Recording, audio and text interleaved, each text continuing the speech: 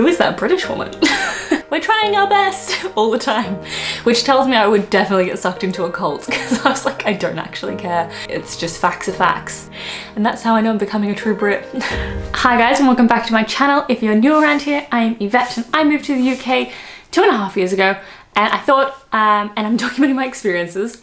I thought for this video, I thought it would be fun to highlight some of the fun habits I have adapted from being a part of British life for the last 2.5 years.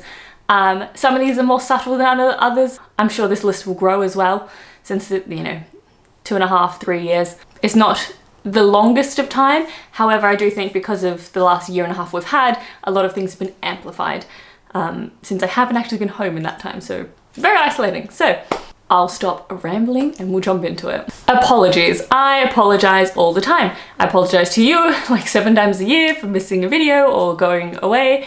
I apologize to Daniel for not being clear. If I've not explained something correctly, I will apologize to Adore for walking into it. I apologize to the dog all the time, just mum guilt for a dog. Over apologetic, or even just like, it's something Americans have highlighted to me, is that we, as in Brits, will say, oh sorry, as in like, excuse me, rather than like, I'm actually regretful. So like, someone doesn't hear what I'm saying, or like, oh sorry, blah, or sorry, I wasn't clear, I meant this, or, you know, sorry, I'm in the way, sorry, I'm this, sorry. When I go traveling abroad, foreign concept at the moment, I know, I will learn a handful of phrases just to be polite. It's hello, goodbye, thank you, and I'm sorry. Because that's how much it means to me to be able to apologize, is that I know how to say I'm sorry in many different languages. Next one is not talking to strangers. I do want to preface this as I think this is very much a London-based thing, not a UK thing. Because obviously if you go outside, or particularly north, I know people are known for being quite friendly. I'm just convinced someone's trying to rob me at all times or scam me.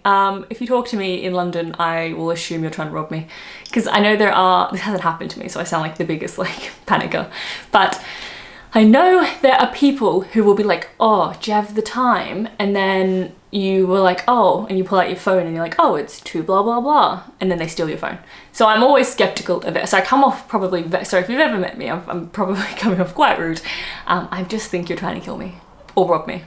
One or the other, or scam me, because there's people that like have clipboards and they're like, can you feed the children? And then they really just sell all your details off. So like, I'm just super paranoid now. So probably not a good thing. At least being apologetic is kind of nice. This is just me being probably mean to some nice people because I'm scared. Next one on the list, I think if you've been here more than 5 minutes, you'll know, I like to talk about the weather a lot. And I think I always liked the weather, but it's gotten worse with British culture. Probably because like you guys encourage me, because you'll talk back to me about it, where in Australia everyone just like ignored me. Australia only has 2 seasons. It's hot and fire. Fire season is actually a season, and hot, it's winter. Whereas I get so excited about having spring, autumn, a full spring, summer, winter, Christmas period. So many seasons, so many changes. It snows, it's a heat wave, there's flowers, it's hay fever, it's autumnal. There's so much to talk about. How do you not? And then everyone's always complaining it's either too hot or too cold. You can't win. And I vibe with that because I'm also never happy. I'm currently feeling like, oh, I wouldn't mind winter, you know, getting all cozy, Christmas markets. And then I promise you, come January 1st, I'll be like, I hate this, bring on the heat. And that's how I know I'm becoming a true Brit. Stereotypical for the next one, however, still true. Tea. Tea is very common everywhere. I've become more of a tea drinker because I basically can't get away with drinking hot chocolate in business meetings, so I drink tea. I used to drink tea in Australia, but I used to drink not iced tea, because I think that's like an American drink. It's not like that, but I would cold brew it like a fruit tea and have it in the summer. I didn't have hot drinks because it was never cold, and I always have a hot drink when it's cold, which is kind of never in Australia. Whereas here, it's quite often, I know I'm not a true tea drinking Brit in terms of, I know if it's like 30 degrees, they'll still whack out a coffee, a cup of tea. But yeah, my tea drinking has definitely increased, shall we say. The next one is, I think my driving has I don't want to say improved, because I'm not a bad driver. I drive a lot for work and I always have. So I've probably clocked more hours than some taxis, you know.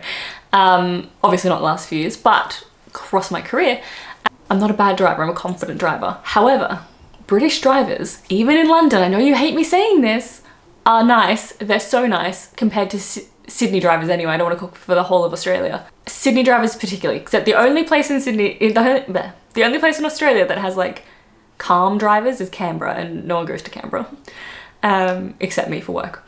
But yeah, Sydney drivers are so aggressive, and they stress you out because they're stressed out and they're cutting you off, and like, what's a blinker? No one knows. At an intersection, if you're like crossing traffic to like turn right, even if it's not an intersection, if it's just like cutting to turn into a lane, never in my entire life in Australia has anyone flashed their lights to let me go. They're like, screw you, too bad, and then go past, or they'll queue up across the street so you can't turn if there's a red light. Like, they go out of their way to screw you over on the roads in Sydney. And so they're so nice here, and like, everyone waves, like always waving. If they let you go, you let them go. It's a wave and you wave back. It's very exciting. But yeah, I think I've become a more patient and polite driver, and it's become less stressful. I became very nonchalant, shall we say, in Australia. Like, I don't have road rage in any way, because they're always road raging that I can't meet their rage, because I'd just be angry all the time. So I just was like, I don't care. The insanity I've seen on the roads of Sydney pales in comparison to London and all of the UK. I've driven around quite a bit of the UK. Nothing compares. Everyone is friendly here, even in London, except BMW drivers. I can't be the only one, right? If someone's gonna be a bit of a dickhead and cut you off or try and squeeze their way in, it's gonna be a BMW driver, right? Soz. I know some BMW drivers. I'm sorry, it's just facts are facts. I wanted to put one in, it's a really quick one. There's a lot of warning signs around, like, you know, OH&S. That's good. I'd say there's probably slightly more than Australia, but nothing crazy. But the language is so polite. I literally drove past one this morning and it said, "We're here until April 2022. Sorry for the inconvenience. We'll finish earlier if we can." I was like, that's so cute. No one, like, oh, it would never happen in Australia. They're just like, we're here, too bad, deal with it. We're done when we're done. We'll probably go overtime. So I found the signage in general, that was just the most recent example, way more polite.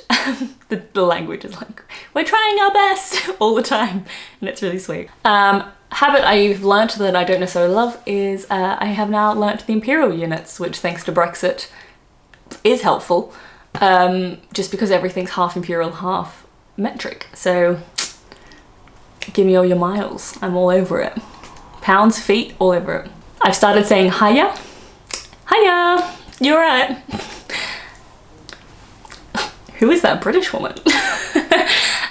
My general rule of thumb is the second you leave London, people start saying hiya, and it's really sweet and cute, and I think it's very friendly and it's fun to say. It's like, in Japanese they say Ohio, it's like good morning.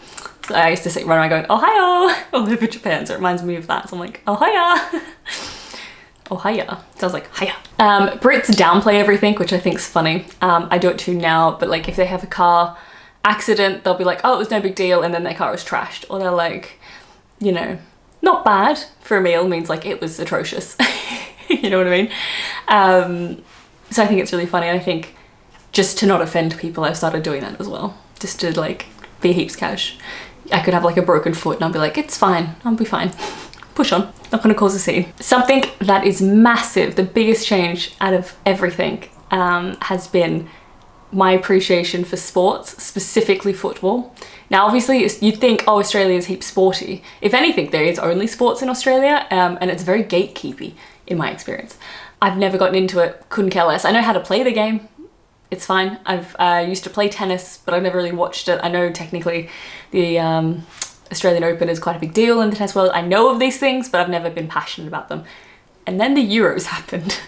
And Sweet Carolina and It's Coming Home were played everywhere. Everyone had jerseys, everyone had flags out. It was like the one time to put an English flag out and you like didn't think the person was racist. It was like so amazing when they got to the final. And then I missed, never liked sports, was like, maybe I should get an English jersey. Like they're in the World Cup next year. Like I should support my team. which tells me I would definitely get sucked into a cult, because I was like, I don't actually care, but I was so into it and it was so fun, and I feel like everyone was into it. Even if you weren't into it, everyone was into it and everyone accepted it. Like they wanted everyone to be into it, I guess, if that makes any sense. Yeah, it was super fun. I enjoyed it. It's the only time I've ever been interested in sports in my entire life. And now I could tell you some footballers, which is the first time in my life I've never known a footballer's name. I could do a whole video about sports culture here and sports culture in Australia. It is very different. Now, I wanted to include at the end of this some British habits that I haven't adapted, and I don't foresee me getting them, but we'll see. So the first one on the not habits is, I'll link it to the sport while we're on the topic. Cricket. Not into cricket. Will never be into cricket. So slow. So slow. I do like the outfits. I do think they're smart, and they got the little cricket jumpers and cricket vest. Very cute. I do approve. But the sport itself, can't play that. Too long. Couldn't tell you a cricketer's name.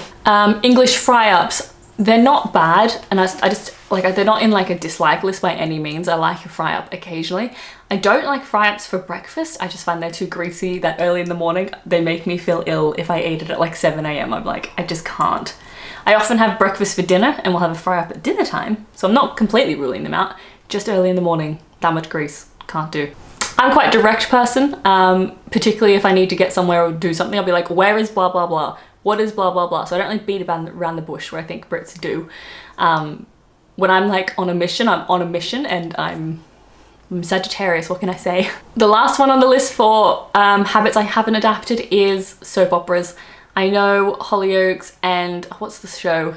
I know the theme song where it's like EastEnders. I was gonna go do do do do do do that dush dush thing. I know of them, never watched them. I know Australia has some really popular ones. There's Home and Away and Neighbours. They're popular here as well. Never got into those either. Just not into a soap. What can I say? I like, give me a British drama, a British crime drama, British comedy. Just not a British, well, not a soap anywhere in the world. Not my vibe.